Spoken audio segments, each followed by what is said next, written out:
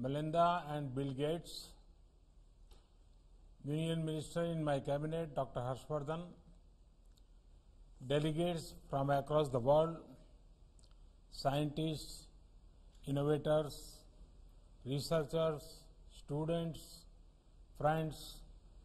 I'm happy to be with all of you for the 16th Grand Challenges annual meeting. This meeting was to be held physically in India, but in changed circumstances, it is being held virtually. Such is the power of technology that a global pandemic did not keep us apart.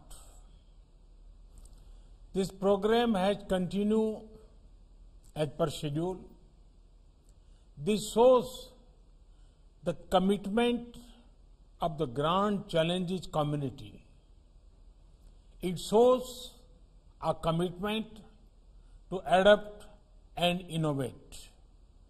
Friends, the future will be shaped by societies that invest in science and innovation.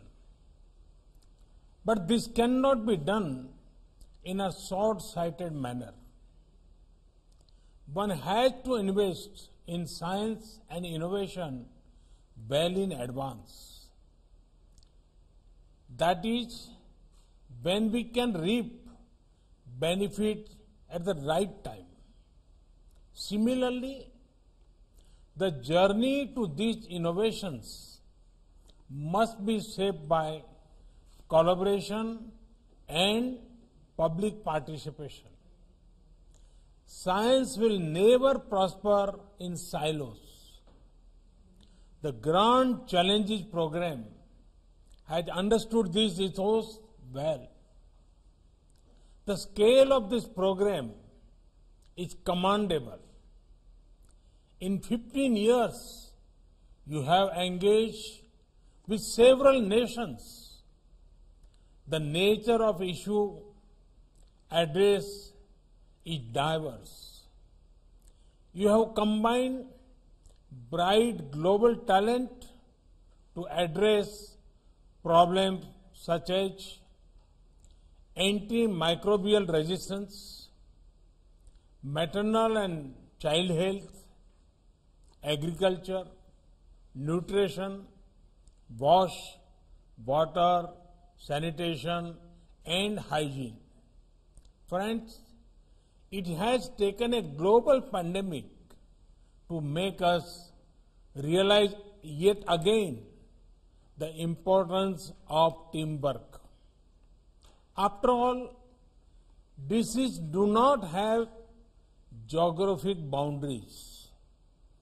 Diseases do not discriminate on the grounds of faith, race, gender, or color. And by disease, I am not only talking about the current pandemic situation. There are several communicable and non. They have been India's greatest assets, especially during the last several months while fighting COVID-19. From containment to capacity building, they have achieved wonders. Friends, India's size, scale, and diversity has always made the global community curious. Our population is almost 4 times that of USA. Many of our states are as populated as other nations in Europe and Asia. Yet, thanks to a people-powered and people-driven approach, India kept its COVID-19 death rate very low. Today, we are seeing a decline in the number of cases per day and in the growth rate of cases. India has one of the highest recovery rate of 88%. This happened because India was one of the first countries to adopt a flexible lockdown when the total cases were just a few hundred. India was one of the first to encourage the usage of masks. India actively began to work on effective contact tracing. India was one of the earliest to deploy the rapid antigen tests. Friends, India is now at the forefront of vaccine development for COVID. Some of them are in advanced stages. We are not stopping here. India is already working on putting a well-established vaccine delivery system in place. This digitized network, along with digital health ID, will be used to ensure immunization of our citizens. Friends, beyond COVID-2, India is known for its proven capacity to produce quality medicines and vaccine at low cost. More than 60% of the vaccines of global immunization are being manufactured in India. We included indigenous rotavirus vaccine in our Indradhanush immunization program.